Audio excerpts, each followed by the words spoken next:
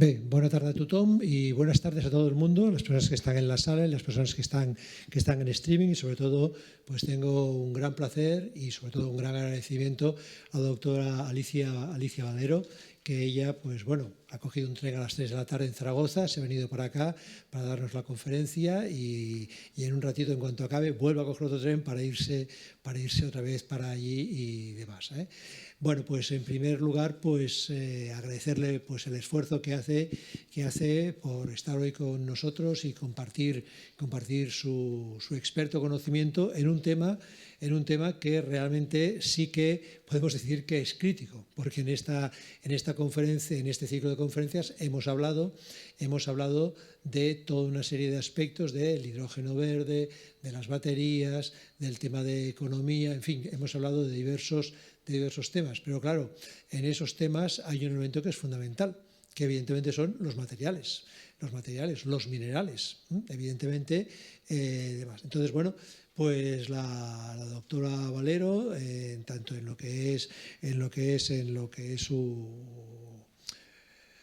su trabajo como profesora en la Universidad de Zaragoza, donde es titular, y además pues también en lo que es el ámbito de ecología industrial en el Instituto CIRCE, sencillamente pues está desarrollando toda una intensa actividad ya desde hace 15, 20 años en relación a todo este ámbito, porque sencillamente de alguna manera ella y otros científicos pues han hecho la reflexión de que sencillamente, bueno, pues ya que en un determinado momento hubo científicos como Lynn Margulis o James Lovelock que plantearon, bueno, pues cogieron esta figura de lo que era la mitología griega, Gaia, en la cual se estaba planteando que, bueno, que el mundo era un sistema que se autorregulaba y que sencillamente había tres elementos fundamentales en esa autorregulación, como era el tema de las temperaturas. Había determinados elementos que iban regulando el tema de lo que es la salinidad de las aguas y en tercer lugar lo que era la composición de la atmósfera. Entonces, claro, esos tres elementos, lo que eran las temperaturas, la composición de la atmósfera, la salinidad, sencillamente la Tierra tenía, como digamos esa Gaia, la madre Tierra, se iba autorregulando. Pero ya aquí en otros ciclos de conferencias hemos ido viendo que sencillamente esa autorregulación, a partir de un determinado momento, sobre todo de la revolución industrial del siglo XIX, pero sobre todo a partir de lo que se empezó a denominar el antropoceno, es decir, sencillamente a partir de lo que, digámosle, la mitad del siglo XX, en el cual el crecimiento fue realmente exponencial en todos los aspectos y en todos los ámbitos, pues todo eso se ha empezado a romper. Ayer mismo, por ejemplo, pues sencillamente la Vanguardia tenía una noticia pequeña sobre el tema del aumento de la salinidad de los mares. De hecho, hay uno de los institutos del CSIC, el Instituto de Ciencias del Mar, que está en la playa de la Barceloneta, que junto con la Universidad Politécnica tienen un satélite en el cual van midiendo la salinidad de los mares. Eso es algo que en el momento en que aumenta la salinidad de los mares, pues evidentemente hay menos vida. Si hay menos vida en los mares, a nivel de lo que son las algas, las posidonias, los peces, etcétera, todo eso sencillamente al final se va rompiendo. Entonces, bueno, aquí lo que se plantea es que sencillamente si se Gaia, esa madre tierra, pues sencillamente hay determinados elementos que la van rompiendo, y pues lo que es la contaminación, lo que es el tema del ozono, en fin, todo eso, pues podemos entrar en lo que es sencillamente en la segunda figura, que es Medea, que es esta figura de esta mujer que llega a matar a sus propios hijos y que al final sencillamente se autodestruye. Al final, pues bueno, pues la doctora Valero, pues ella y otras personas crearon este concepto del Thanatia, el Thanatia, que también es otra imagen griega, que es la destrucción, la muerte. Claro, nosotros nos encontramos que nosotros En este ciclo de conferencias hemos estado hablando pues, de lo que es la transición energética y cómo tenemos que ir hacia unas energías mucho más limpias. Tenemos que pues, bueno, pues pasar de lo que es la combustión a lo que es la electrificación, pero claro, para la electrificación necesitamos determinados tipos de materiales. Por ejemplo, en estos momentos, si en la Tierra ya hay como más de 8.000 millones de personas, en estos momentos ya hay más móviles, teléfonos móviles que personas. Entonces, claro, cada teléfono móvil sencillamente lleva una batería. Cada teléfono móvil tiene un cargador. Cada teléfono móvil, en ese cargador hay un cable que tiene que estar conectado y hay un hilo de cobre, en fin, lo que sea. Entonces, claro, todo eso al final es un consumo exacerbado y superacelerado de materiales. Y la gran pregunta es, ¿tenemos recursos para mantener todo ese crecimiento continuado? Porque claro, aquí la lógica es sencillamente, y esta lógica ya surge en el siglo XVIII, cuando de alguna manera en el siglo XVIII se configura que, muy bien, la idea de progreso. Nosotros sencillamente siempre tenemos que progresar y la naturaleza está a nuestro servicio. Entonces ese progreso, esa idea de progreso que siempre tenemos que avanzar, siempre tenemos que ir hacia una nueva frontera, siempre tenemos que tener esa naturaleza a nuestro servicio para nuestro progreso, pues claro, llega un determinado momento que todo eso se empieza a romper. Y entonces, claro, se empieza a romper y en estos momentos, pues cada vez más, pues lo que son las crisis climáticas lo estamos viendo en muchas partes del mundo, esos tifones gigantescos, esos incendios, por ejemplo, Canadá, esos incendios, esas olas de calor realmente extraordinarias, esas lluvias que dices, bueno, pues en lugares, este fin de semana también en los periódicos salían las fotografías del desierto del Sahara, sencillamente con pequeños lagos. En los desiertos suele llover, pero no en la época que ha llovido ahora, sino que ahora es totalmente cambiado. Entonces, claro, nos encontramos pues, bueno, delante de un reto, que es decir, bueno, ese progreso, ¿cómo lo vamos a sostener? ¿Tenemos suficientes materiales, tenemos suficientes minerales para mantener este ritmo de crecimiento, para mantener todo esto? Entonces, claro, es un poco lo que la doctora Alicia Valero, sencillamente, pues ella desde hace mucho tiempo, desde su formación en Alemania, en Francia, en Inglaterra, sencillamente ha venido estudiando. Realmente tenemos suficientes minerales para mantener todo esto y evidentemente, como comentábamos ahora, sin hablar de las consecuencias sociales. Hemos de pensar que en este mismo momento, en lo que es el centro de África, hay múltiples guerrillas armadas que están luchando por una cosa, que es el cobalto. El cobalto es fundamental para las baterías de los coches eléctricos. Y entonces quien se haga con los mayores recursos de cobalto, sencillamente es el que después podrá vender a las multinacionales sencillamente y demás. Y al final pues tendrá que llegar, como en fin, aquello de diamantes de sangre, que se tuvieron que prohibir, se tuvieron que certificar que esos diamantes no habían salido de lo que era la rapiña, lo que era la muerte y demás. Al final, en fin, internacionalmente se tendrá que crear unas medidas para que el cobalto sea un cobalto limpio, que haya unas minas, que haya una extracción, etcétera, etcétera, etcétera. Entonces, nos encontramos delante de una serie de dilemas que sí, que evidentemente todos somos conscientes de que se ha de ir hacia esa transición, hacia ese cambio, pero claro, ahí hay unas consecuencias, hay unas derivadas que muchas veces, la semana pasada con la doctora Mar Reguant ya empezamos a ver, sobre todo el impacto de todo esto en la economía, y hoy pues la doctora Valero pues sencillamente nos va a poner más un poco la guinda a todo este ciclo y demás. Por lo tanto, gracias doctora Valero por estar aquí y por compartir su experto conocimiento con todos nosotros y con las personas que están en streaming y demás. Gracias. Muchas gracias. ¿Hablas por aquí? Sí.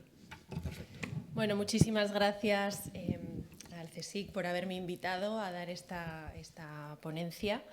Y bueno, es la última, no sé si es la guinda, pero sí que es cierto que viendo las ponencias que se han sucedido en este ciclo, pues está todo muy relacionado, o lo que yo voy a comentar está muy relacionado con lo que se ha visto alrededor de este ciclo de ponencias, ¿no? Y bueno, pues precisamente hablábamos de Gaia. Yo pertenezco al grupo de Ecología Industrial del Instituto Energaya, antiguo Instituto CIRCE. Y Energaya, ¿por qué? Pues porque efectivamente Gaia es la madre tierra que hay que cuidar, y nuestro instituto pues, se centra mucho en el tema de la energía, aunque yo soy un poco rara porque estoy, digamos, más centrada en la energía, en la vinculación entre energía y materias primas. Bueno, este es el menú que os quiero presentar hoy, ¿vale?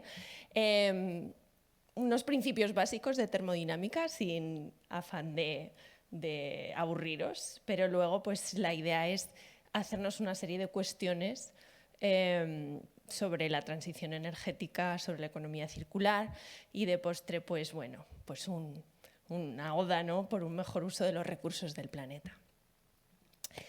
Y voy a empezar con los principios básicos de termodinámica. No os asustéis, ¿eh? ¿Qué es esto de tanatia? Tanatia, como su nombre indica, implica muerte. Muerte, en realidad, es en termodinámica, cuando queremos evaluar las cosas, siempre necesitamos una referencia. Y a esa referencia lo llamamos el estado muerto. Por lo tanto, tanatia para los termodinámicos, para nosotros, tanatia es un estado de referencia, un estado muerto con el cual nos comparamos. Nos comparamos Gaia a día de hoy respecto de ese estado comercialmente muerto. Entonces, tanatia es un planeta, es un modelo de planeta que desarrollamos mi padre y yo hace ya unos cuantos años, en donde hemos extraído todos los minerales, todos los combustibles fósiles del planeta, los hemos quemado, los hemos dispersado y bueno, pues ya no tenemos recursos, al menos concentrados, para pues, desarrollarnos tal y como lo estamos haciendo ahora, ¿no? Entonces la pregunta es, ¿cuánto de lejos estamos de tanatia? ¿Y esto por qué? Esto pues porque nos habíamos planteado cómo valorar los recursos. Normalmente los recursos se valoran en términos económicos, ¿no? Incluso también en términos básicos, obviamente, tantas toneladas de oro o tanto cuesta hoy tal es el precio del oro, pero creemos que pues, tanto los indicadores monetarios son volátiles, arbitrarios, hoy cuesta el oro esto, mañana lo siguiente. La masa pues, no es lo mismo una tonelada de oro que una tonelada de hierro, por ejemplo. Entonces, claro, ¿cómo dar valor a la escasez? Y si os planteáis a reflexionar, valoramos aquello que nos resulta difícil de alcanzar. La improbabilidad de encontrar cosas, la singularidad y la distinción de lo común hace que las cosas sean valiosas, ¿no? Y precisamente esa singularidad, esa diferenciación respecto de lo común, se puede valorar o se puede evaluar a través de la termodinámica con la propiedad que se llama la propiedad de la exergía. Y no es una errata, es exergía con X. En realidad la exergía es la energía útil, ¿vale? Y hay unas ideas básicas de termodinámica que todo el mundo debería de conocer y que realmente las conoce por sentido común, diría yo, ¿no? Pero a veces nos cuesta hacer frente a la realidad física de las cosas. Fijaros, imaginaros que tenemos una pelota en lo alto de una colina, le damos un empujón y esa pelota, pues irreversiblemente llegará hasta el suelo, hasta donde ya no pueda avanzar más. Cuanto más alta esté esa pelota, pues más velocidad cogerá ese objeto al bajar. Y esto nos lo podemos imaginar, en vez de con una pelota, con un flujo de agua. Cuanto más alto esté ese flujo de agua, si nosotros pusiésemos una turbina hidráulica, podríamos sacar energía de ahí, ¿no? Entonces, fijaros, la exergía nos da una medida de la calidad de las cosas, la calidad de los recursos. En este caso, pues la altura de esa pelota. Y esto es una idea de termodinámica en donde nos dice que cuanto más alta esté la pelota, más capacidad tenemos para hacer un trabajo. Pero otra idea básica de termodinámica es que con la energía que yo le he puesto al empujoncito de la pelota para que baje, con esa misma energía, yo sería incapaz de hacer el proceso contrario, de subir esa pelota de nuevo a la colina. Luego, bajar es fácil, pero subir cuesta exponencialmente más energía. Y esto es una consecuencia de las leyes de la termodinámica. Entonces, claro, ¿y ahora por qué os cuento esto? Bueno, pues porque podemos evaluar todos los recursos en términos de exergía. Exergía en cuanto a, bueno, pues que en ese caso la altura era lo que le daba la utilidad, pero podemos darle la utilidad a las cosas pues en función de su temperatura, de su concentración, etc. En el caso de las materias primas, la altura, el equivalente de la altura es la concentración. Una mina que está muy concentrada nos ahorra mucha energía a la hora de extraerlo. Entonces está, digamos, muy arriba de la colina, ¿no? Entonces, si tenemos, por ejemplo, una mina de hierro, pues una mina de hierro es abundante y está concentrada. Luego está bastante cerca de lo alto de la colina. A medida que esa mina va degradándose, es decir, va agotándose, pues es como si la pelota la tuviésemos un poquito más abajo. Y esto es el caso, pues, por ejemplo, de las minas de cobre, que están más diluidas, o las de oro, que son extremadamente escasas, ¿no? Y en el límite estaríamos en Tanatia. Entonces, bueno, podemos situar los recursos del planeta pues en esta, digamos, colina, ¿no? Entonces, fijaros, esto es una idea de la termodinámica. Decíamos que bajar es fácil, pero subir es muy difícil. Lo mismo, mezclar. Ahora nuestra altura es la concentración. Mezclar azúcar y sal es muy fácil, pero ahora intentar desmezclar si nos hemos equivocado. ¿Qué hacemos? Tiramos la mezcla, ¿no? Por lo tanto, ahí vemos cómo la termodinámica juega un papel en nuestras vidas muy importante y que, pues, sencillamente, intuitivamente sabemos que está ahí, pero no sabemos muy bien cómo actuar, ¿no?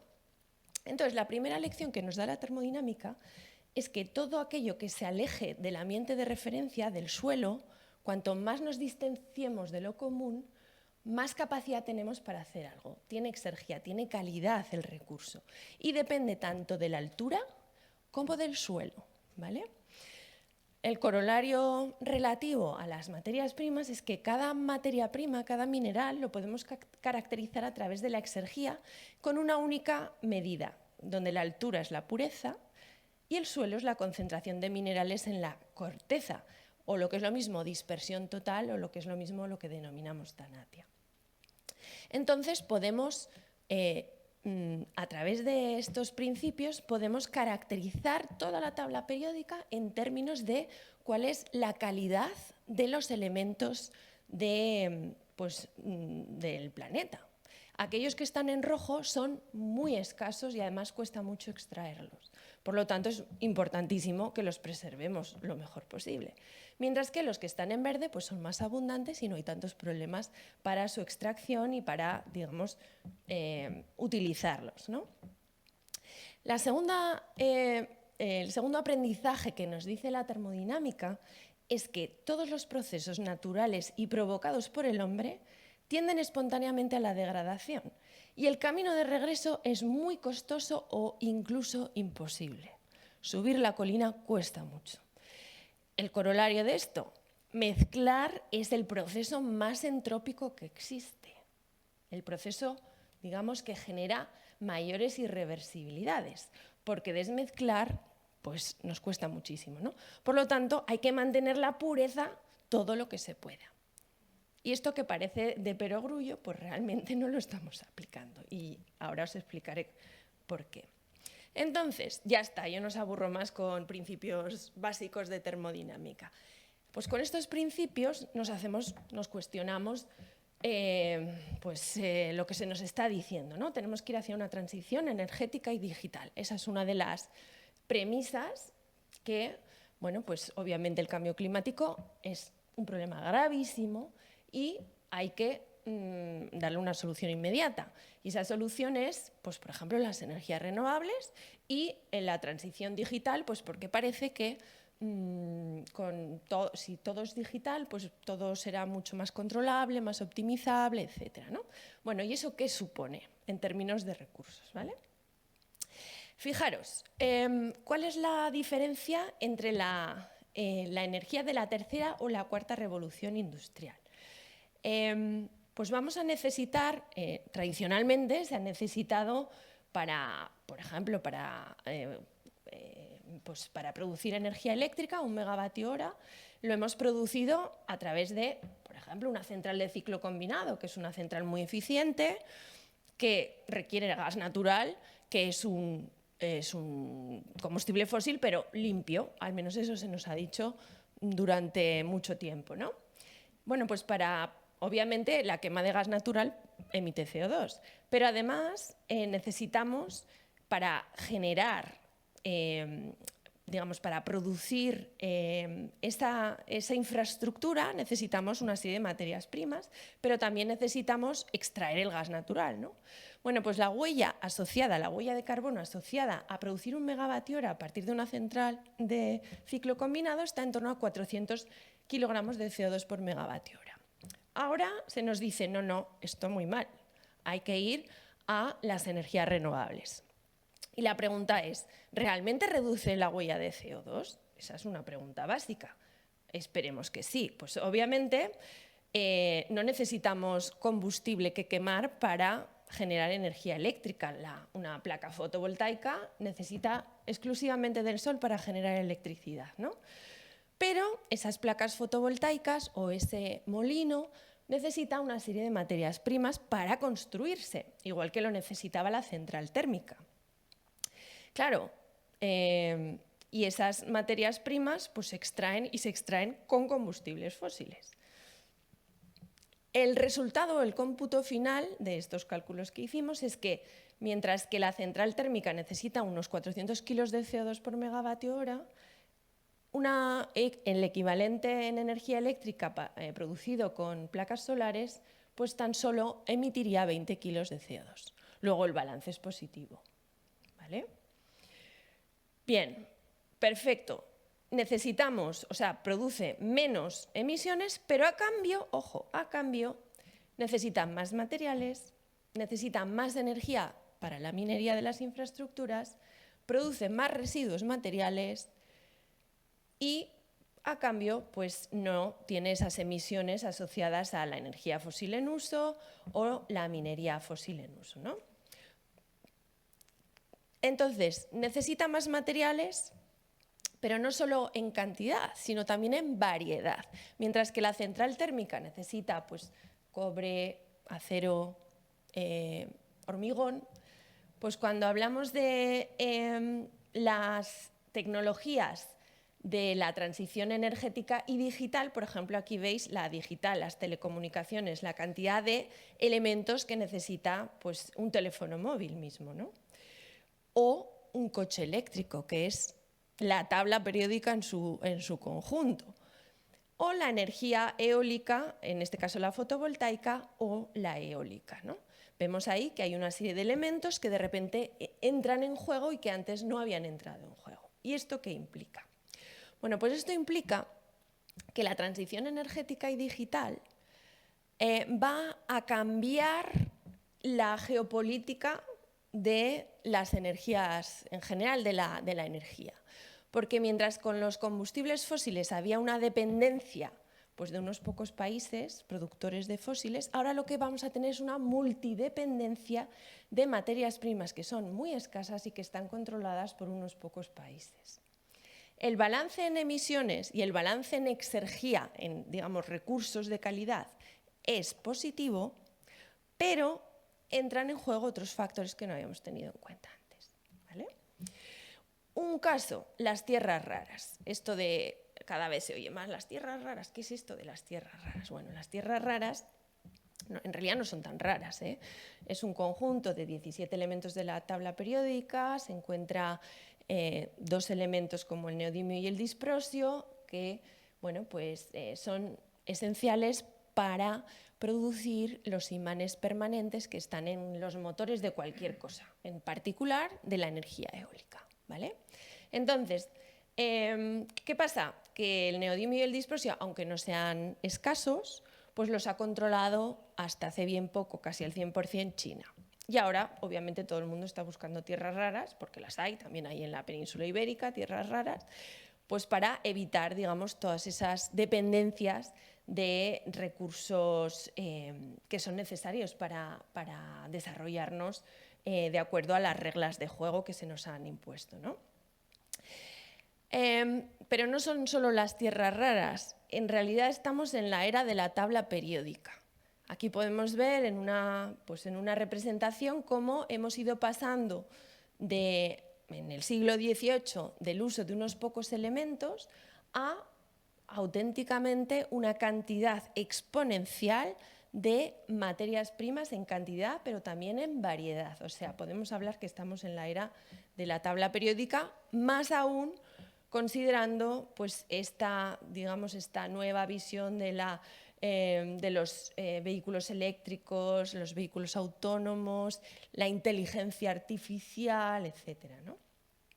¿Y eso qué implica? Pues claro, todas esas materias primas, ¿de dónde salen? Pues se extraen de los yacimientos, de las minas a día de hoy. Y eso implica pues, que una demanda exponencial implica una extracción exponencial de recursos minerales.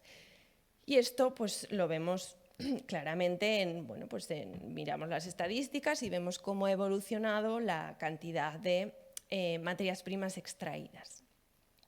Y esto es un ejemplo que suelo poner en mis ponencias porque el tema del crecimiento exponencial es extremadamente peligroso y también está asociado a las leyes de la termodinámica. El segundo principio es exponencial, ¿no?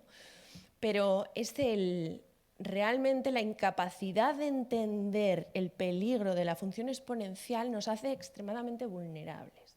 Y este ejemplo que pongo con el antiguo Camp Nou, ahora sé que están remodelándolo, etcétera, pero bueno, como hay datos, yo lo hago con mis alumnos y les digo, ¿no?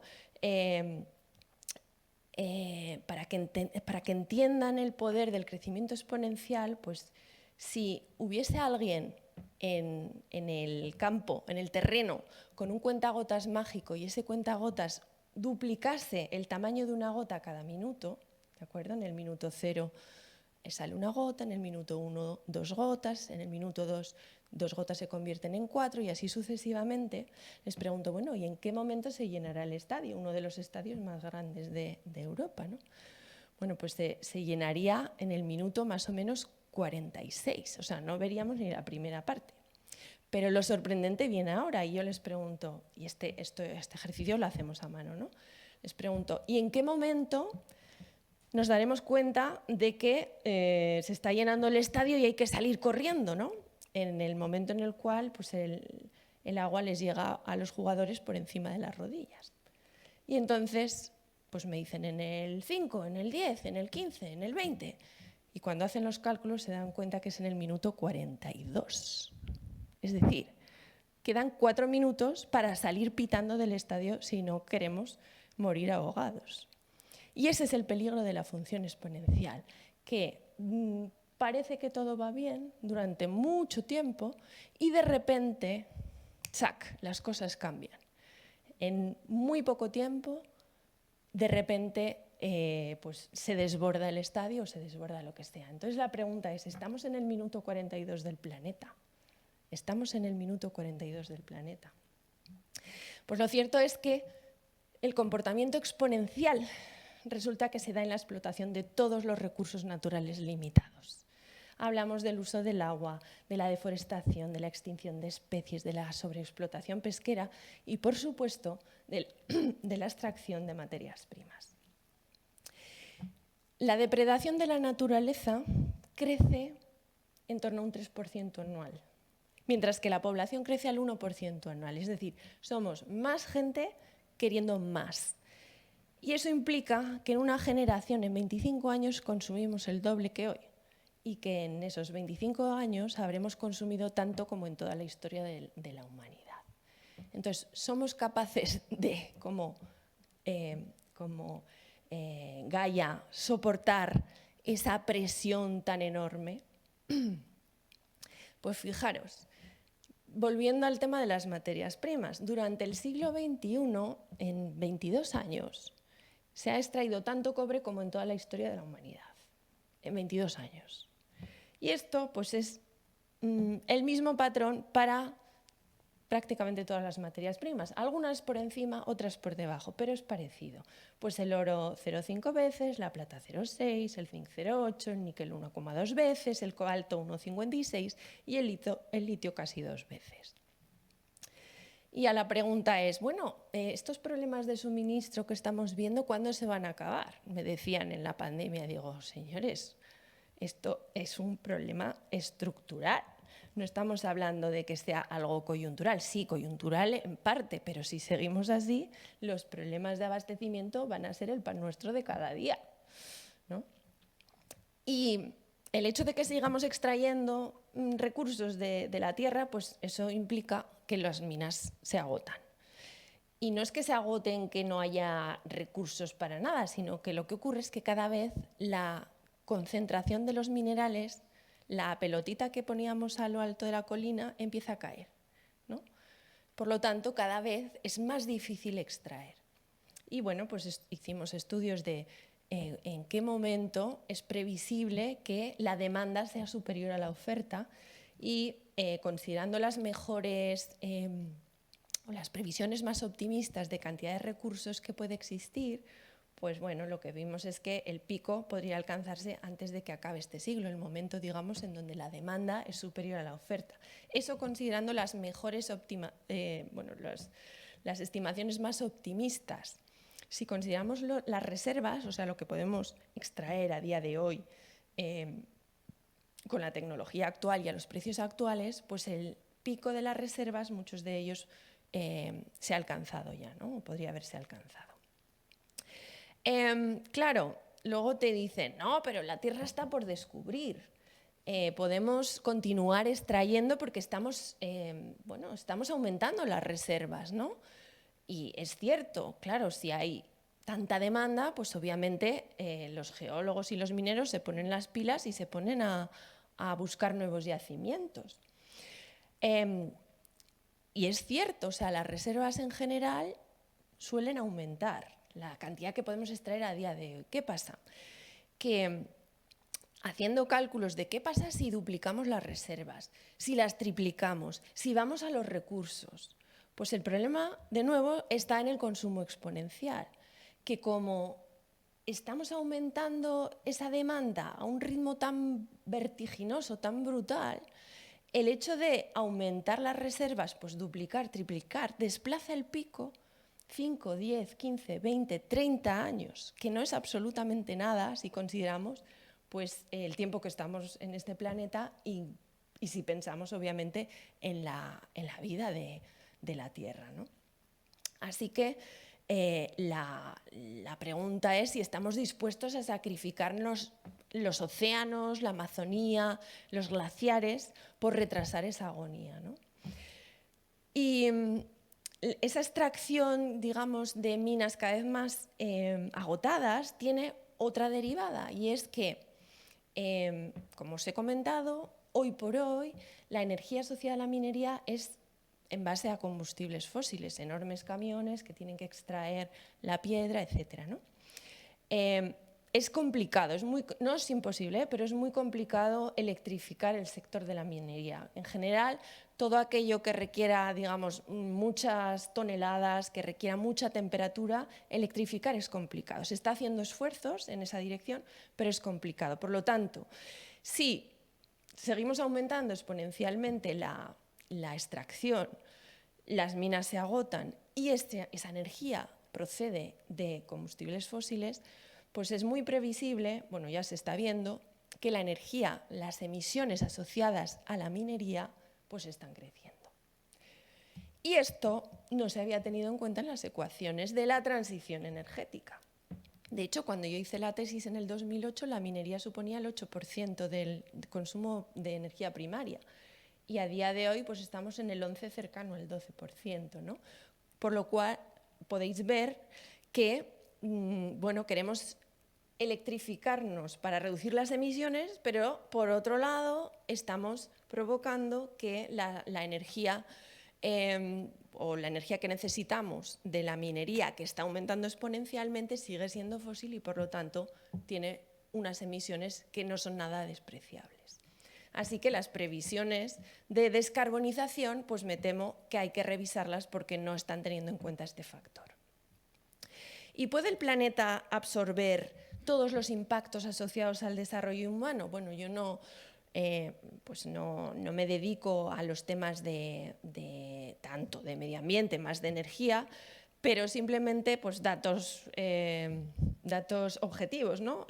Una mina a cielo abierto, pues no sé si habéis visto, es hacer un agujero enorme en la tierra y si tú quieres bajar un poco hacia abajo, pues no bajas hacia abajo, sino que tienes que hacer un cono, un agujero mucho más grande, ¿no?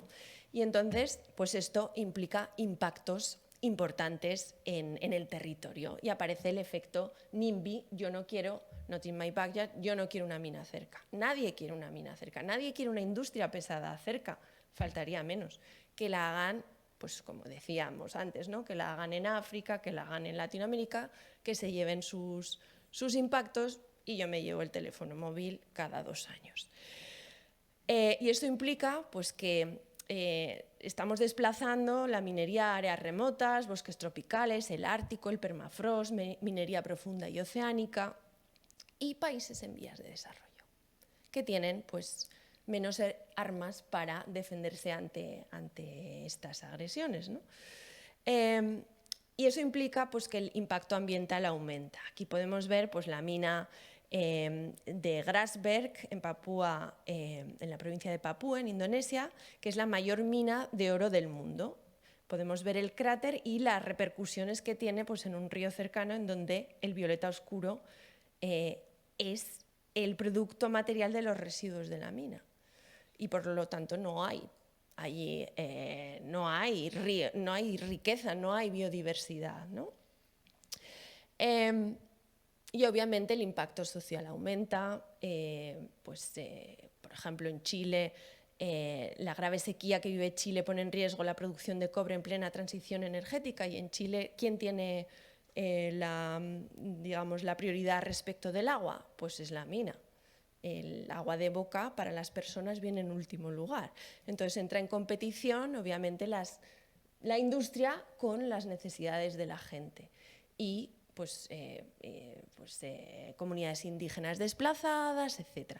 Luego aquí vemos un impacto muy importante, tanto medioambiental como social, que no hay que desdeñar y que está asociado a esa voracidad que tenemos, a esa necesidad que tenemos de más materiales para desarrollarnos en pro de una economía limpia, ¿no? Hasta la Agencia Internacional de la Energía reconoce el problema. La Agencia Internacional de la Energía, que es una institución muy conservadora, en general siempre ha sido muy conservadora, y en el 2021 salió con un informe diciendo ojo, ojo, ojo, porque hay un montón de materias primas que pueden poner en riesgo la transición energética. Esto lo llevamos diciendo muchos años, muchos científicos, ¿no? Con lo cual, bueno, celebramos que instituciones ya se empezasen a poner el foco en este problema. Y bueno, pues determinamos en el 2017 en un estudio pues que probablemente iba a haber problemas de suministro pues para un montón de elementos, los que aparecen aquí, si continuábamos con esa necesidad de materias primas y si no cambiaban las tecnologías, ¿no?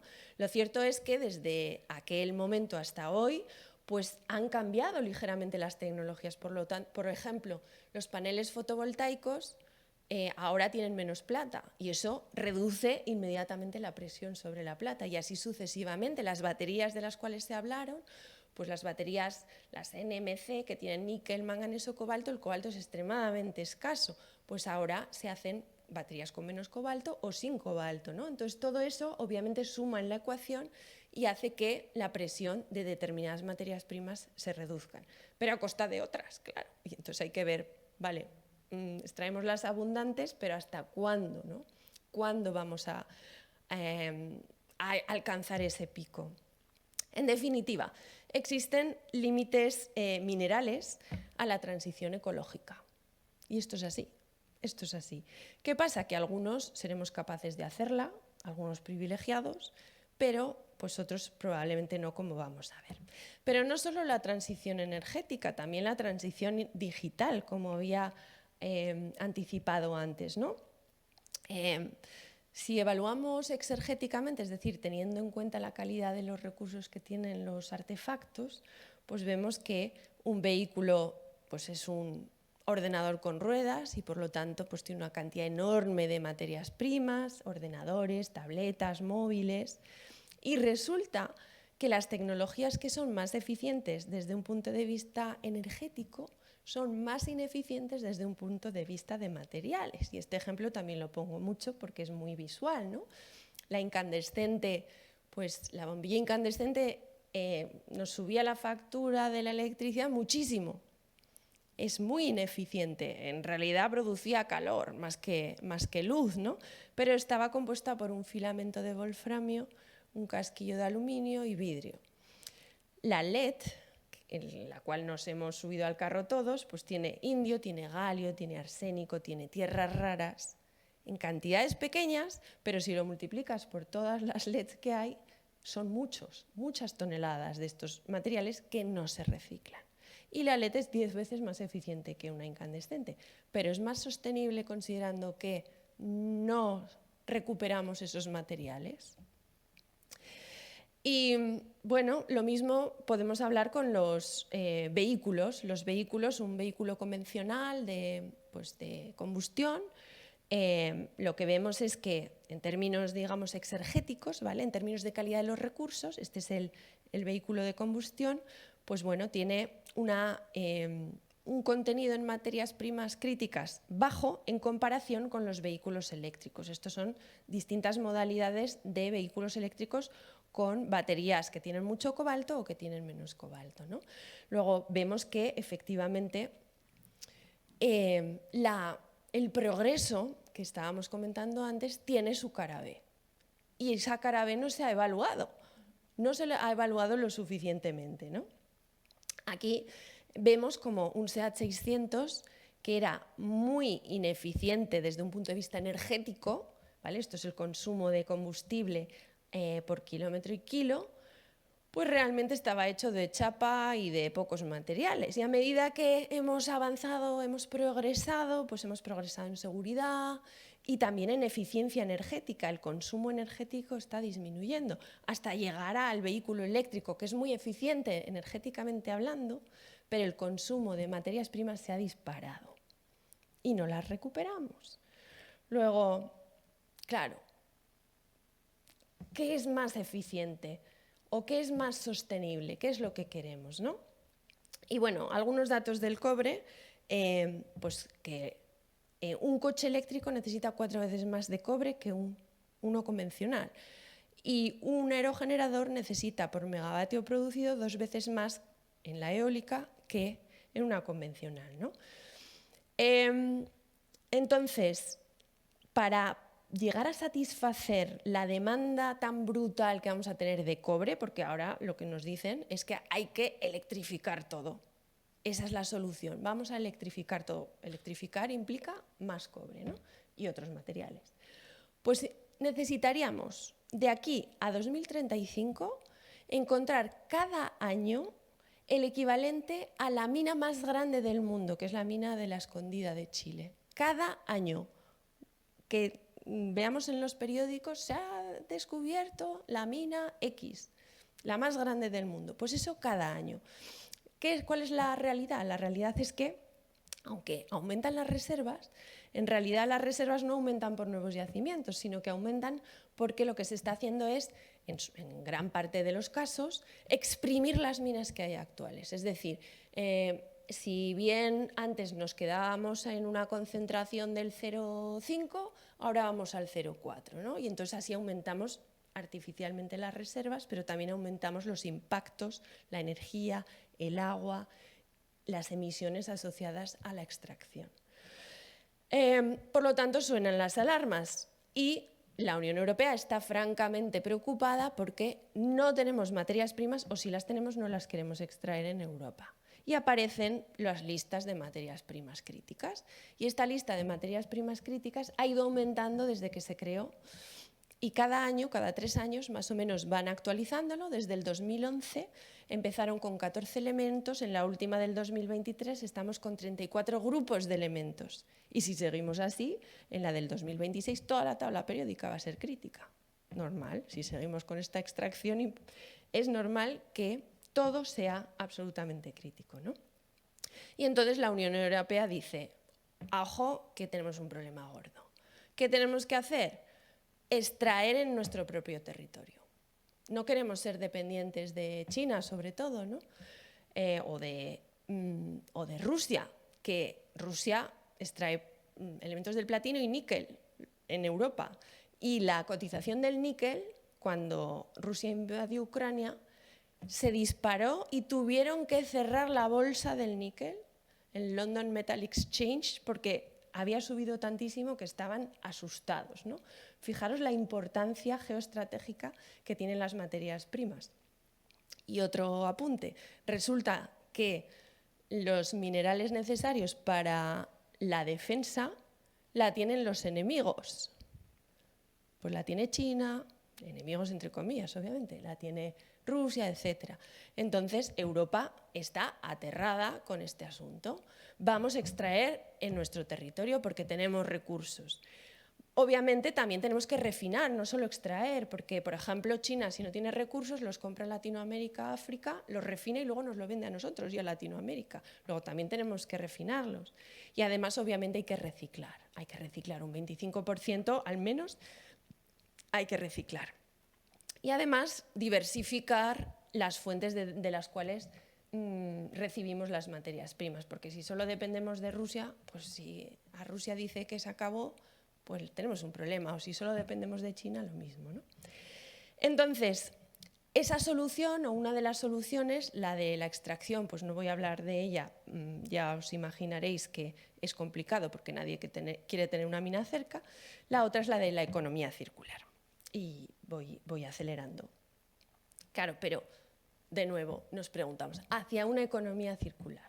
Obviamente nadie pone en duda que hay que recuperar todo aquello que se ha utilizado.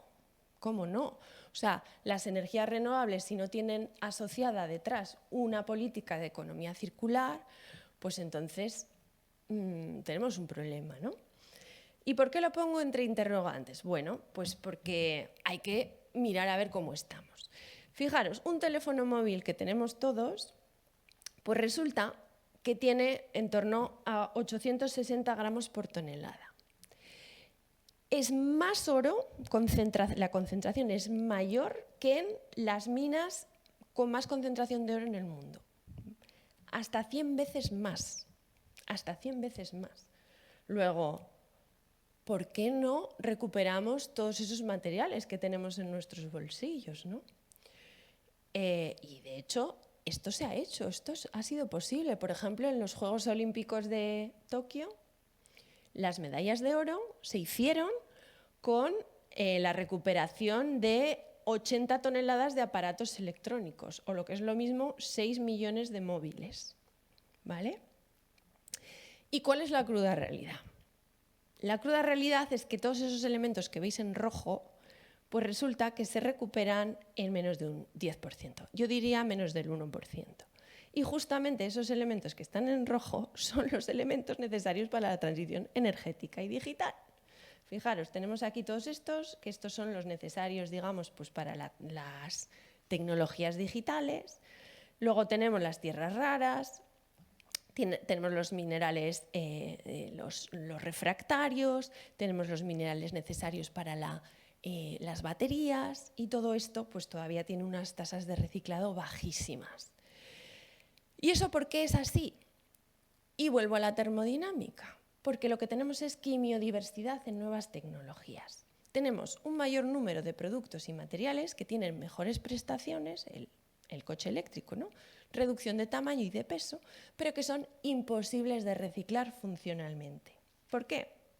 Porque estamos mezclando el azúcar y la sal. Estamos mezclando el azúcar, la sal, la harina, todos los ingredientes en cantidades pequeñas, pero claro, tú mezclas y luego trata de desmezclar. Eso no hay quien lo recupere. ¿Por qué? Pues porque no se ha pensado que los productos tienen que una vida más allá de, o sea, cuando termina su funcionalidad, tienen que tener una vida más allá, ¿no? Y es que cuando mezclamos, esa mixología metálica implica pérdidas irreversibles en el fin de la vida. Por lo tanto, lo que hay que tener claro es que la economía circular es un bonito mito, pero termodinámicamente hablando es imposible cerrar completamente los círculos. Por eso hablamos de economía espiral más que circular.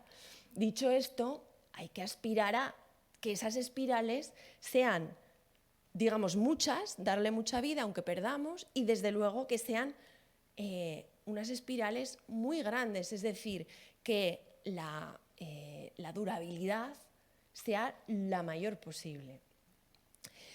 Y es que es una evidencia que no hay un reciclado específico para metales menores en general en todo. Y aquí pongo el caso del vehículo, ¿no? Un vehículo, cuando llega a su fin de vida, lo achatarramos, lo pasamos por una fragmentadora y a través de procesos físicos muy sencillos, pues como imanes, pues separamos el acero de los férricos de los no férricos, de los cuales obtenemos un poco de aluminio, de cobre y el resto. Y entonces el acero, ¿qué hacemos con el acero? Pues se mezclan ahí aceros, que pueden ser 15 tipos de aceros que hay en el vehículo, se mezclan también con acero, chapas de lavadoras, etcétera, lo mezclamos todo y luego lo fundimos. ¿Y qué he dicho al principio? Cuando tú mezclas estás perdido. Porque un acero que es pues, extremadamente resistente, pues que tenga wolframio, cromo, niobio y otros elementos vanadio, otros elementos escasos que hacen que ese acero sea muy bueno, cuando tú lo mezclas con chapas, pues estás diluyéndolo y estás perdiendo toda la funcionalidad. Si tú mezclas un vino bueno con un vino malo, ¿qué es lo que tenemos? Vino malo, ¿no? Pues esto es lo mismo. Entonces, de nuevo, no hemos pensado en el fin de vida de los productos. Y es que la metalurgia de los minerales presentes en la naturaleza pues es bien conocida.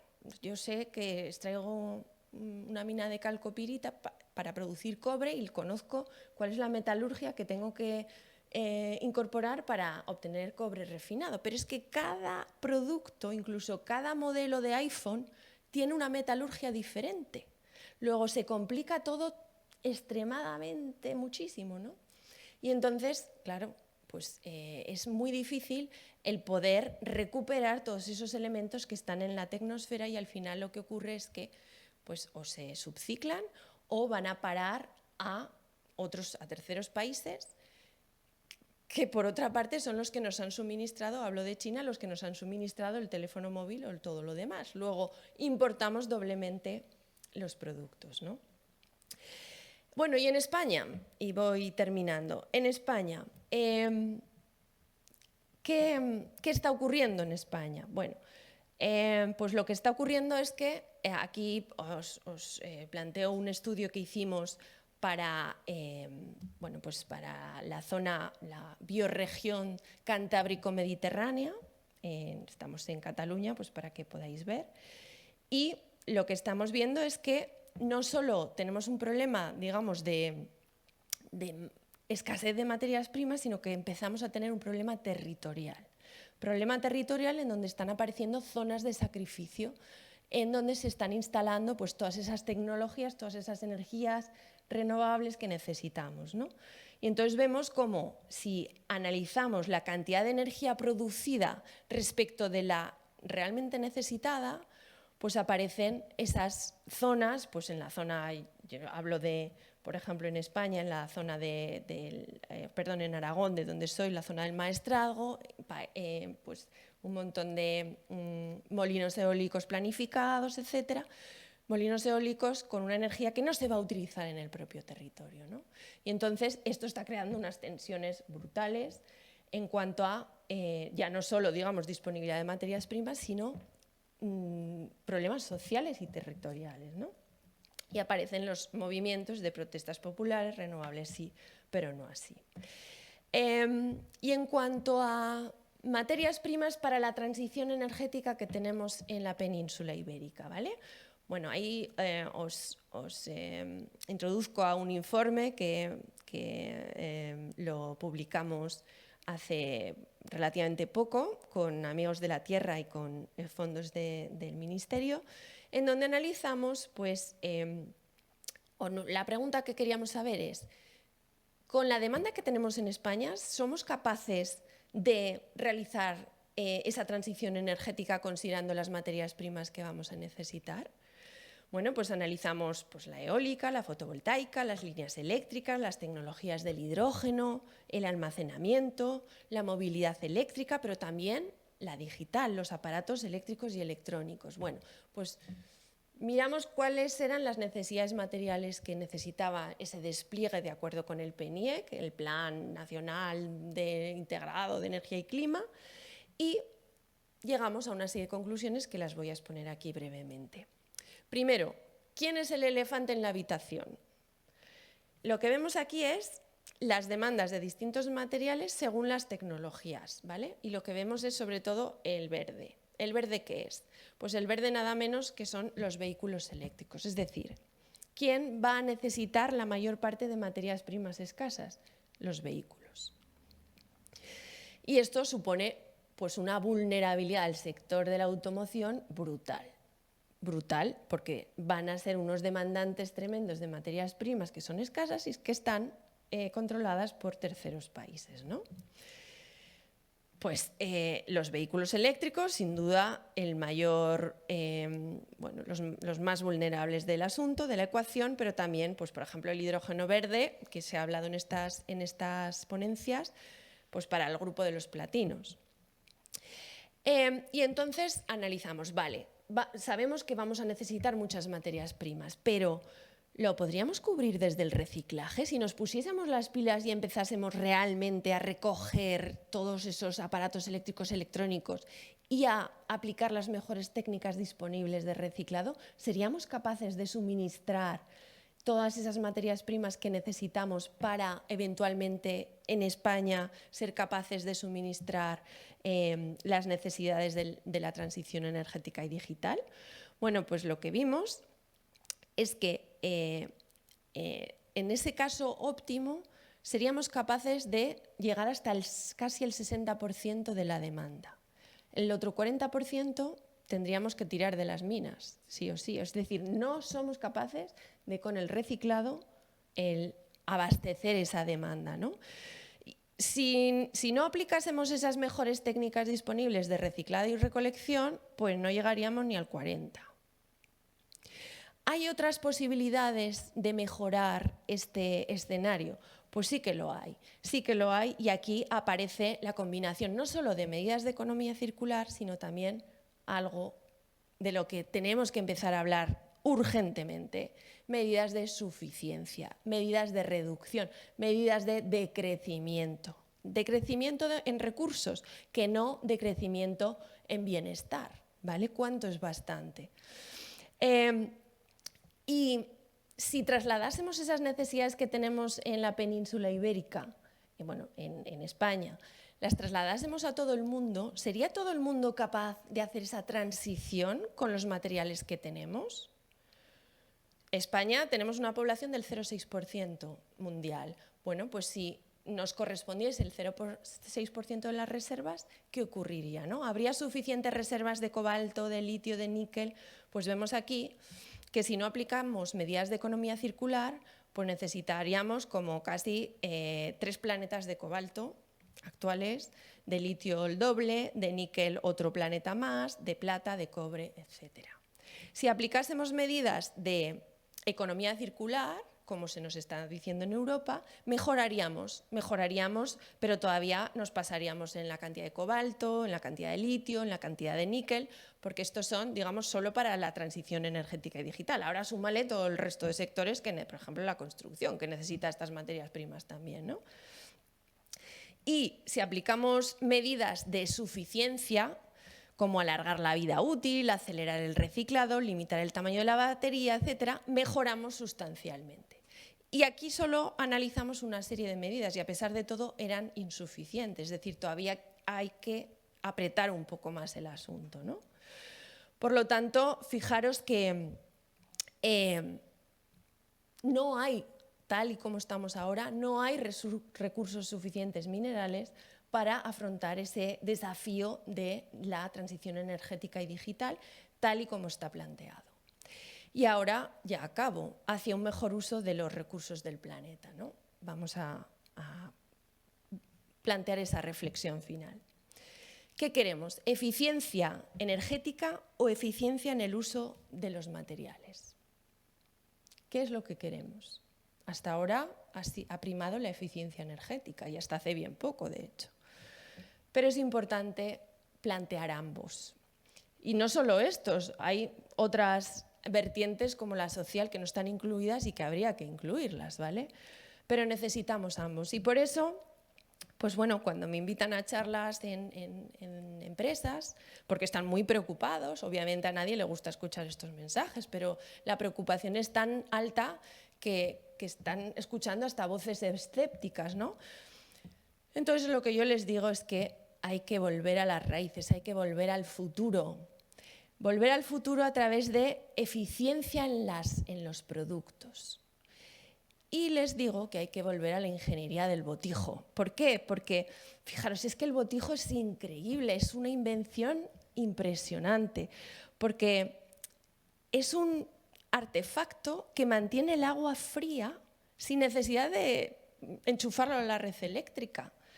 Tiene mucha eficiencia energética, pues porque a través de un proceso psicrométrico, es decir, básicamente el botijo suda, igual que nuestro cuerpo, y por lo tanto pues, mantiene el agua fría. Tiene un diseño simple, materiales locales y baratos, arcilla, es robusto, es fácil de reparar y reciclar porque solo tiene un material y crea un sentimiento de la comunidad, todos bebiendo del botijo y no de latas de refrescos o botellas de agua de plástico, ¿no? Calidad en los productos. Y calidad en los productos, esto que parece, digamos, ¿qué me estás contando? Vamos a volver al siglo pasado. Pues es que las empresas ya lo han hecho. Por ejemplo, Volkswagen, hace años, os suena, ¿no? El Beetle, el escarabajo, hasta en su publicidad ya estaba diciendo, estaba sacando pecho de que su pequeño automóvil, pues resulta que no necesitas llevarlo al taller porque es súper robusto. Se produjo el Beetle, el escarabajo, creo que 65 años, el mismo modelo. Robustez en los productos, muy importante. Y creo que hay que volver a esa visión y no del usar y tirar y hacerlo pues, lo que dura la garantía para que te compres uno nuevo, ¿no? Pero no solo robustez en los productos o calidad en los productos, necesitamos calidad en los procesos. Y lo que les digo es que lo que necesitamos son desfábricas, no tantas fábricas, necesitamos desfábricas, porque una fábrica de automóviles produce un coche cada 2 minutos. Así, como los chorizos. Pero es que esa misma fábrica es incapaz de desensamblar un solo vehículo. Y esto para todo, ¿eh? No solo, o sea, no es que quiera ponerle el dedo al vehículo, porque trabajamos con el vehículo para, digamos, para tratar de ayudarles, ¿no? Por lo tanto, en el diseño de productos tienen que ser fácilmente desensamblados, porque hay que ir a una estrategia de alargar la vida, de volver a reutilizar los productos y también los productos, en vez de convertirse en una fuente de materias primas, tiene que ser una fuente de piezas de reciclado, de piezas, digamos, de repuesto, ¿no? Y esto pues, está muy alejado de lo que estamos en la actualidad, ¿no? Entonces, decálogo de la ingeniería del botijo y la desfábrica, calidad en productos y en procesos. Desmaterializa, usa materiales locales y abundantes, maximiza el uso de materias primas recicladas, diseña para durar, evita el uso de pegamentos, soldaduras, a favor de remaches, concentra las partes críticas del producto, como por ejemplo la electrónica, en un lugar donde tú lo puedas extraer fácilmente, más estándares, evita el uso de materiales y mezclas complejas imposibles de reciclar, habla con los termodinámicos, habla con los metalúrgicos que entienden de esto, ¿no?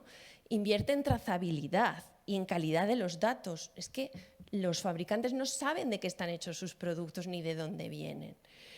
Reutiliza piezas, reacondicionamiento de productos y nuevos modelos de negocio. ¿Por qué tengo que comprarme una lavadora cuando yo lo que quiero es lavar la ropa? Servitización, ¿no? Y uso compartido. Obviamente muchos deberes para las administraciones, pues tasas de recuperación en calidad y no en cantidad, eliminar barreras administrativas para favorecer la simbiosis industrial, reducir la burocracia, porque las empresas en muchos casos quieren hacerlo, pero la burocracia es tan brutal que dicen ¿para qué? ¿No? Fomento de la cultura de la reparación, fomento de lo local, desarrollo de infraestructuras de uso compartido, educación a todos los niveles y inversión en I+D, ¿no? Y una última reflexión que también suelo poner. Imaginaros que bueno, me piden construir una urbanización de ladrillos de alta gama y se me ocurre la genialidad idea de hacerlo con las torres de la Pilarica, la Basílica del Pilar, que yo soy de Zaragoza, y la vendo al precio del mejor ladrillo que hay en el mercado, ¿no? Y yo he hecho unos cálculos y me sale pues, que la vendo por 2 millones de euros. Y diréis, pero qué barbaridad, ¿no? ¿Cómo puedes vender el patrimonio de tu ciudad tan barato? Pues es que esto que os parece una barbaridad es lo que se está haciendo con las catedrales de la naturaleza. Estamos vendiendo los recursos del planeta al precio del ladrillo. Y las generaciones futuras necesitarán, bueno, no tendrán esas catedrales, no podrán disponer de esas catedrales y seguir extrayendo les costará exponencialmente más energía. Por lo tanto, el capital mineral es un patrimonio natural de los que viven hoy, pero también de los que nacerán. Debemos valorarlo de forma justa para crear un verdadero sentido de la conservación. Y por eso, valorarlo, y cierro el círculo, con herramientas más allá del valor monetario creo que es fundamental. Acabo. La era de la abundancia ha llegado a su fin. Esto no es algo que diga yo, es algo que dijo Macron, lo creáis o no. Hay un descenso del suministro de materias primas. ¿Es esto un problema económico que puede resolverse? Pues yo digo que no, porque estamos llegando a los límites planetarios. Esto es ecología, esto es física, esto es el segundo principio. Y es nuestra responsabilidad para con las generaciones futuras, porque cuanto antes reconozcamos que hay que reducir drásticamente el consumo y cuanto antes trabajemos en este nuevo escenario, mejor preparados estaremos. Y acabo con las edades del ser humano. Empezamos con la edad de piedra, continuamos con la de bronce, con la de hierro, con la del carbón, con la del petróleo, con la era nuclear y como veis la cantidad, la intensidad material ha ido aumentando más y más en esa exponencial. Hoy nos encontramos en la edad de la tabla periódica y si continuamos por este camino volveremos a la edad de piedra, Atanatia. Muchas gracias por vuestra atención y estoy abierta a todas las preguntas.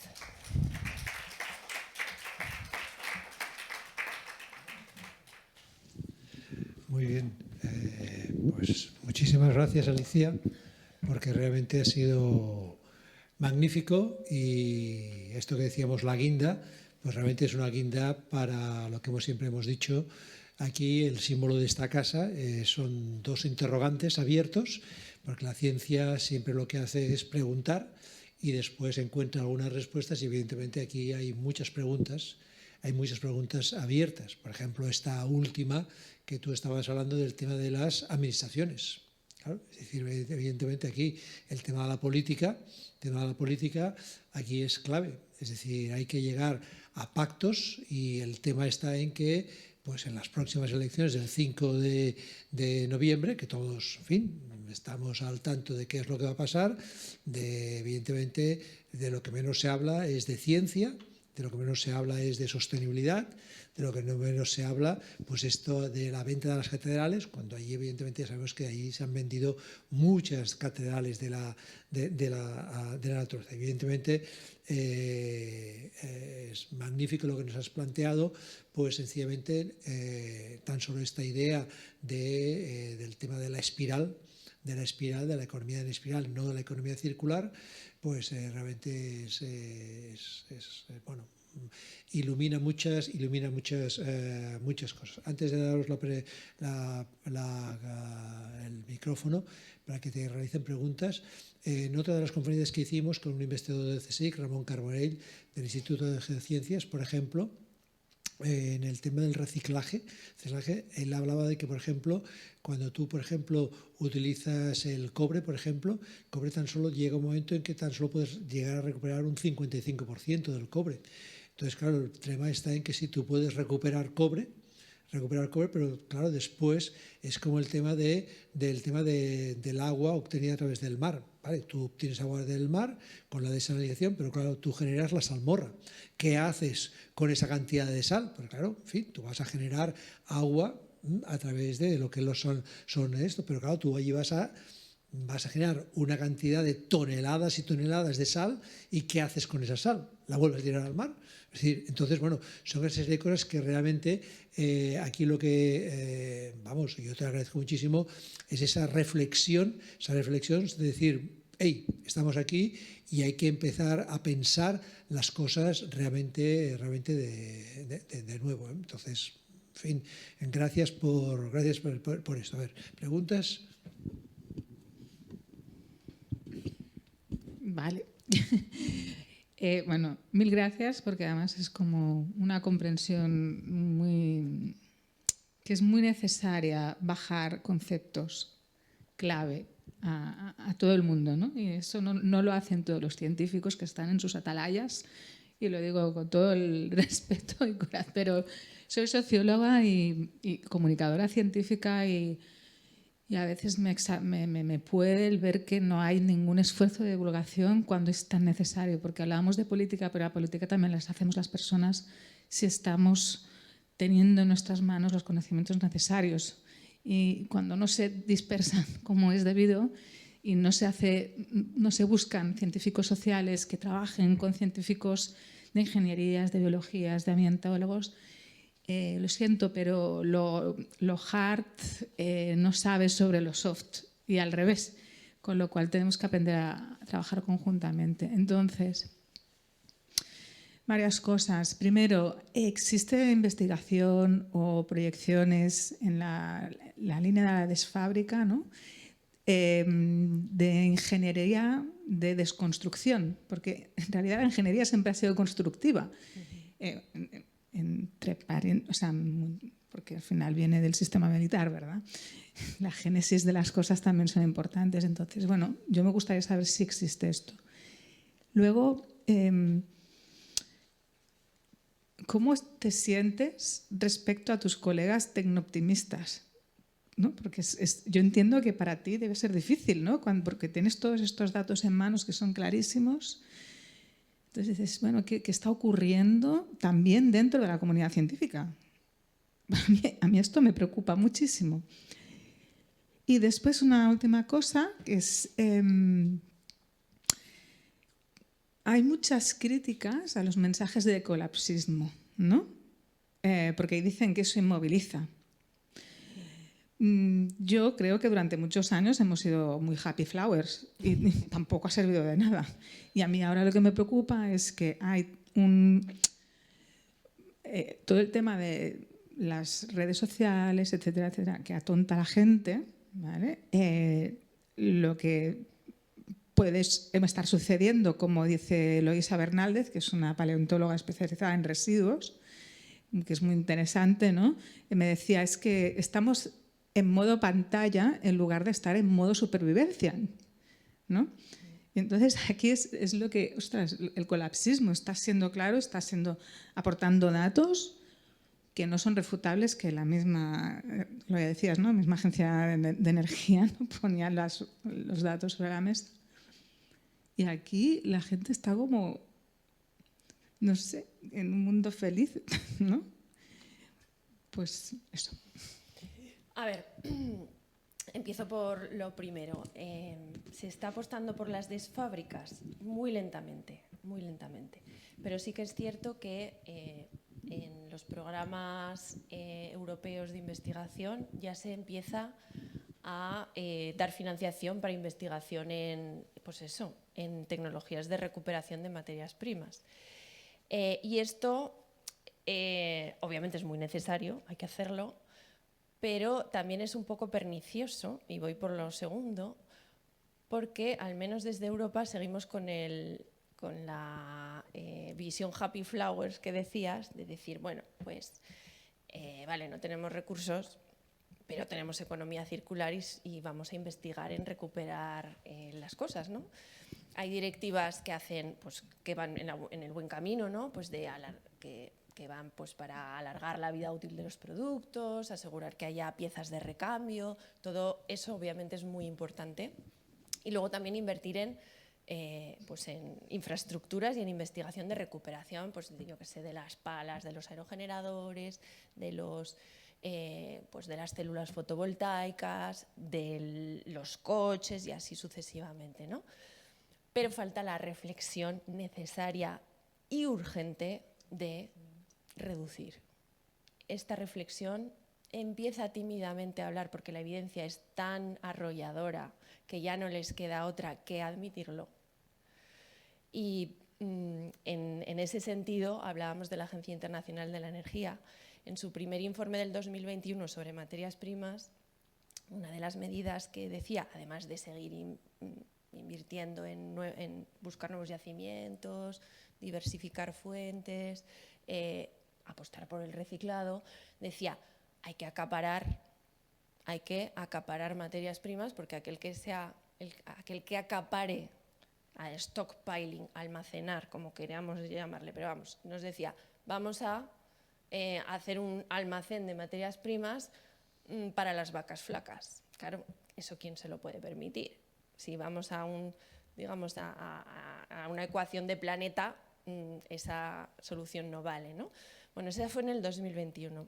Pues en la última que han sacado de este año ya están reconociendo que no hay suficientes recursos y que hay que plantear medidas de societal behavior, comportamiento social.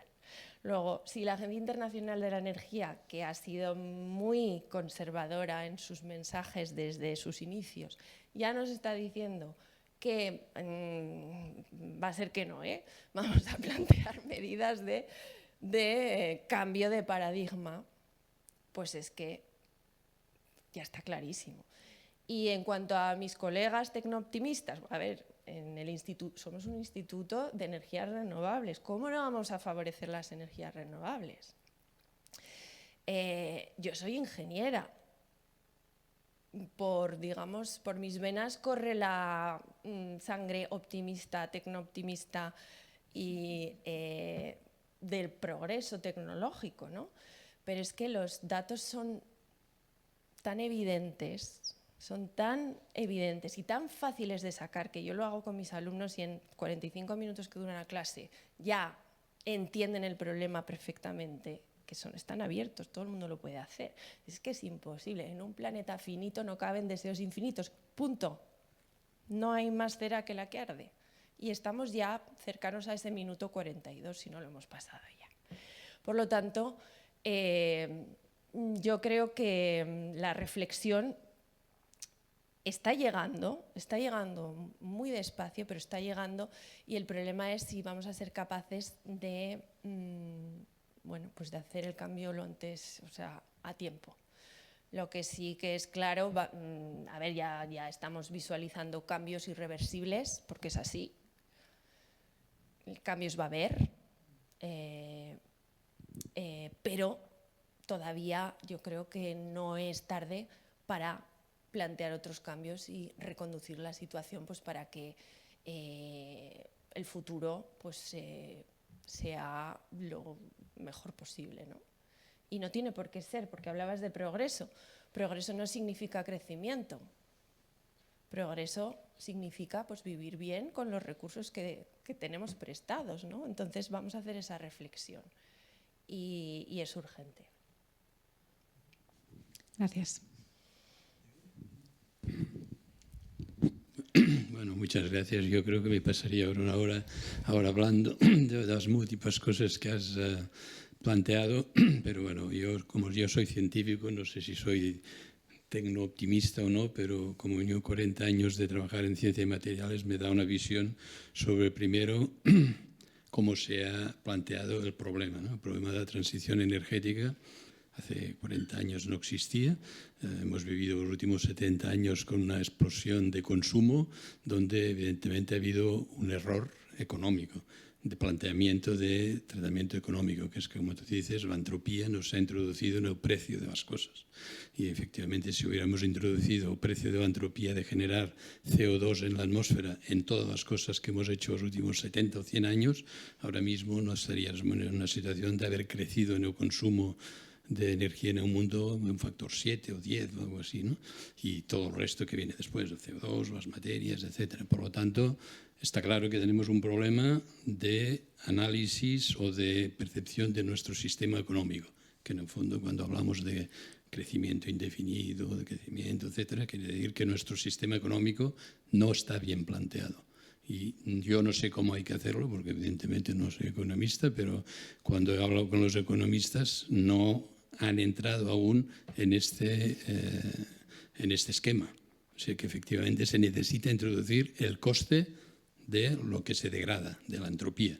O sea, deberíamos realmente no hablar del coste de la energía, sino del coste de la entropía que añadimos en el sistema económico. Y esto, yo creo que mientras no se haga esto, no hay solución a todo lo que estamos planteando. De todo lo que has dicho, efectivamente, todo se hace mal, pero se hace mal porque no está considerado este mismo tratamiento. Bueno, y dicho esto, ahora me pongo el sombrero de científico de materiales y me quejo un poco de no introducir algo que es esencial, que es la innovación. O sea, desde hace, yo diría, 10 años, que el problema de investigar sobre materiales para la energía, para la transición energética, etcétera, empieza a ser un poco importante, pero muy poco. El reciclaje aún menos. O sea, no se ha hecho absolutamente nada de investigación ni para utilizar materiales comunes, todo lo que has hablado aquí del litio, níquel o cobre. Nosotros hemos planteado infinidad de cosas para reducir con otras tecnologías el consumo de esto de aquí. ¿Interesa a alguien? No. O sea, por lo tanto, ni se ha investigado, cosa que evidentemente no se ha dado ninguna prioridad, ni se ha pensado cómo hacerlo para que, desde un punto de vista de desfabricación, efectivamente sea más fácil separar las cosas. Como tú has dicho, efectivamente, si mezclas 100 productos, tiene elementos distintos, es muy difícil separarlos, pero evidentemente hay muchas maneras de pensar cómo fabricas las cosas para que sea fácil después separarlas. Y esto todo es entrópico, todo crece la entropía, pero podemos limitar muchísimo esto de aquí. Por lo tanto, yo incluso el informe de la Agencia Internacional de Energía está esencialmente mal. O sea, cuando ellos prevén los elementos que se va a utilizar hasta 2050, no han introducido, porque como tú has dicho es un sitio muy conservador, no han introducido absolutamente nada sobre innovación. Sobre, por ejemplo, si pasamos a utilizar baterías de litio, baterías de sodio, pero el problema, el sodio son como mínimo 10 veces más abundante que el litio. Quizás será menos eficiente la batería, bueno, no pasa nada, ¿no? Por lo tanto, digamos, entrar en el análisis tecnológico y económico, el utilizar cosas menos eficientes pero más conservadas o más comunes, no hace falta llegar al botijo, pero antes del botijo hay muchas cosas que no se han hecho simplemente porque no había ningún interés. Y los móviles, etcétera, pues utilizan. Nosotros ahora planteamos proyectos de investigación para hacer estas mismas cosas con elementos comunes, tiene muy poco interés. Bueno, porque son menos eficientes o porque el negocio no está tan claro y si encima me pones el reciclado menos y tal. Por lo tanto, yo diría que hay que introducir la capacidad de no de ser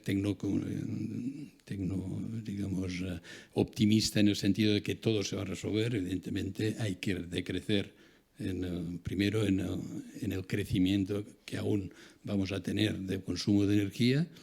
Siendo muy optimista, yo no sé si me equivoco o no, pero imaginemos que decrecemos un 20% el consumo de energía en los países avanzados. No lo vamos a hacer en África, evidentemente, pero sí en España, en Francia, en Alemania, etc. Aún nos queda el 80% que hay que hacer con renovable, porque está claro es que tenemos que eliminar el CO2 desde la minería hasta la muerte. Nos queda aún el 80% de lo que ahora estamos haciendo con combustibles fósiles. Esto ya es muy difícil. O sea que reducir más, cambiar la tecnología es la única forma de salir del atolladero donde estamos, y ambas cosas son muy difíciles. O sea que yo no veo que sea incompatible que efectivamente hay elementos críticos, sino que lo que hay que hacer es efectivamente empujar. Al final has dicho hay que hacer más I más D, y efectivamente esto no se ha hecho porque no era ninguna prioridad. Ahora, muy tarde, demasiado tarde, de hecho, nos damos cuenta de que sí que hubiera tenido que ser una prioridad. Y en el sistema económico aún no, decías en la parte, digamos, de divulgación y de ciencias sociales, pero aparte de economía, seguimos igual. Y casi no encontramos a nadie que sea capaz de introducir el valor de la entropía en el coste de las cosas. Si no introducimos esto, evidentemente va a seguir creciendo. Y entonces, como tú dices, Tanatia. Pues sí, totalmente de acuerdo. De hecho, hay que buscar soluciones por muchos lugares, no hay una única solución. Obviamente, yo creo que la primera tiene que ser la reflexión esa de que hay que reducir, ¿no? Y hay que introducir en la economía, o al revés, cambiar la economía valorando o digamos que el ser humano no esté en el centro, sino nosotros somos parte de la naturaleza y por lo tanto hay que valorar bien las cosas, y si degradamos, pues eso ya tiene un coste y hay que contabilizarlo, ¿no? Y bueno, yo tengo colegas economistas que estamos ahí tratando con ellos pues meter ese parámetro de la entropía en la valoración económica.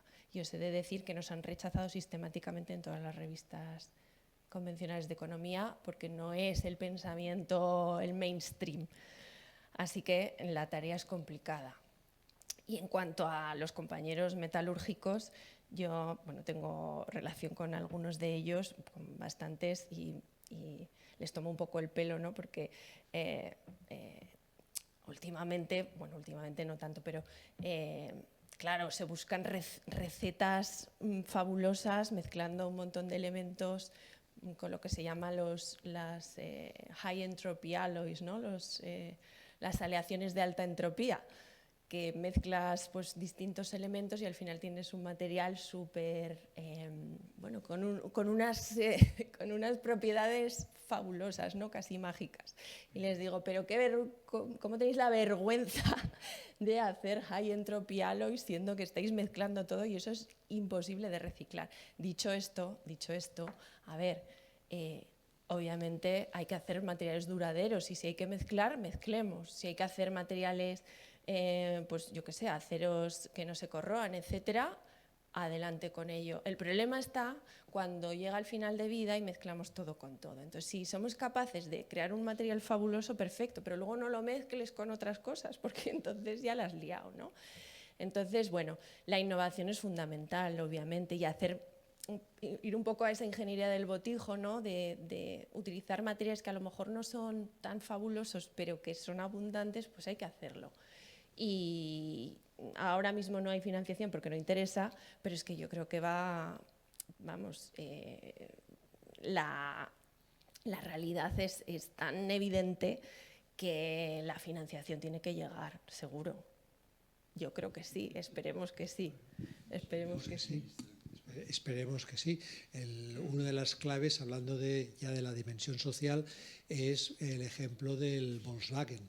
El ejemplo del Volkswagen, que durante 60 años mantienes un determinado modelo y ese modelo tú puedes sencillamente reaprovechar las piezas, etcétera, etcétera. Evidentemente desde X, no pongo una cifra a nivel de fecha, pero evidentemente la cultura de lo que es la obsolescencia programada, la cultura de lo que es sencillamente que hemos de cambiar continuamente, o bien de móvil, o bien de coche, o bien de tal, esa cultura del cambio continuado que se instala en nuestras maneras de vivir, pues sencillamente pues nos da que ahora en unos días sencillamente vamos a vivir todos, porque en todas las ciudades hay una explosión ahora de que las ciudades tienen que estar iluminadas por Navidad. Entonces, esta competición, que si Vigo, que si Badalona, que si ahora Barcelona se va a iluminar mucho más para... Entonces, claro, dices, bueno, a ver, vamos a ver. En fin, entonces son esta serie de elementos de carácter cultural que se introducen, muchos de ellos, evidentemente, como las propias uvas de Nochevieja, que evidentemente es un invento comercial,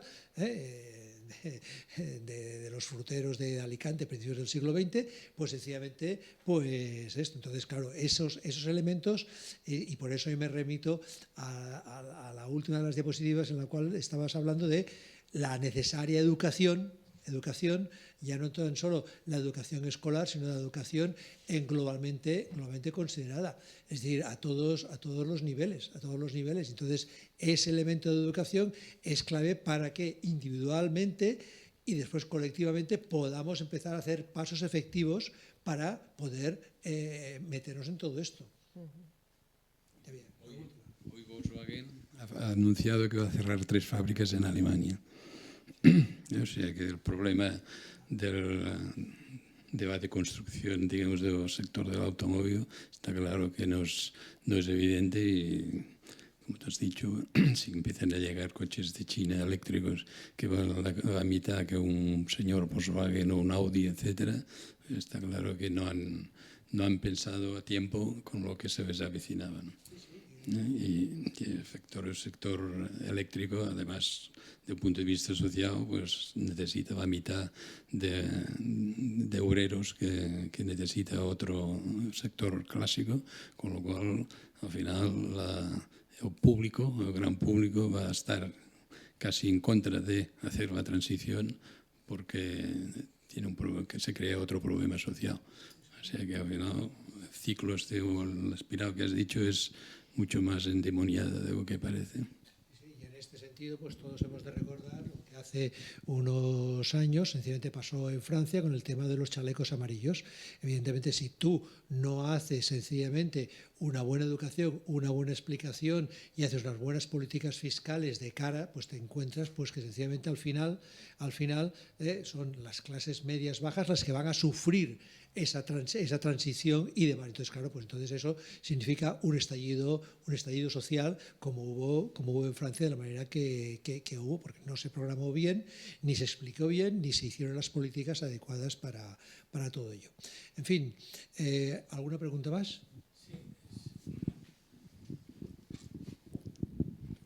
Es algo relacionado con la metalurgia.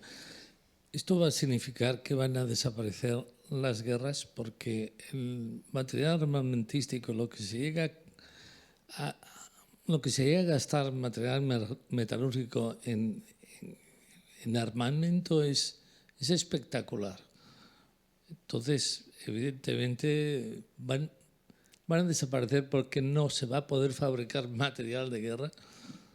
Ojalá que sea así, pero me temo que va a ser lo contrario casi. Sí, no, porque la prioridad hoy en día, o sea, la lista que presentaba antes de materias primas críticas de la Unión Europea, aparecen elementos, a ver si os lo enseño, que no son extremadamente necesarios para la transición energética y digital.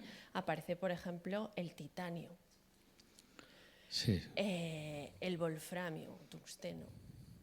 Todos esos elementos en realidad son abundantes. ¿Y por qué están en ese listado? Pues porque se necesitan para la industria armamentística. Y los metales lo tienen los enemigos. No, es que conozco esto un poco porque me he dedicado más de 25 años a esto y sé la cantidad de material que va para armamento. Es espectacular. La gente no tiene conciencia de esto, ni sabe. Pero bueno, a lo mejor resulta que se quedan sin materiales. No, pero es que la prioridad siempre va a ser la defensa. Entonces, a lo mejor nos quedamos sin paneles solares, pero el sector armamentístico seguro que tiene suficiente wolframio, titanio, lo que haga falta. Seguramente, no lo sé. Pero bueno, yo creo que hay señales también de microoptimismo, diría yo.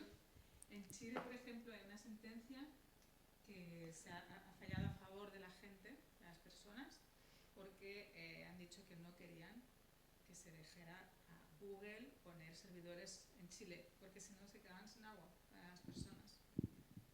Así que... Bueno, son microoptimismos. Bueno, ojalá. Ojalá. Muy bien, pues si les parece los vamos a dejar aquí y la semana que viene, durante el mes de noviembre, vamos a iniciar un nuevo ciclo de 6 conferencias dedicadas a todo el ámbito de lo que es la alimentación y lo que es el sistema inmunitario y demás. Y la próxima semana tenemos una primera conferencia para entender qué es el sistema inmunitario, que es fundamental para todos nosotros y para nuestras vidas.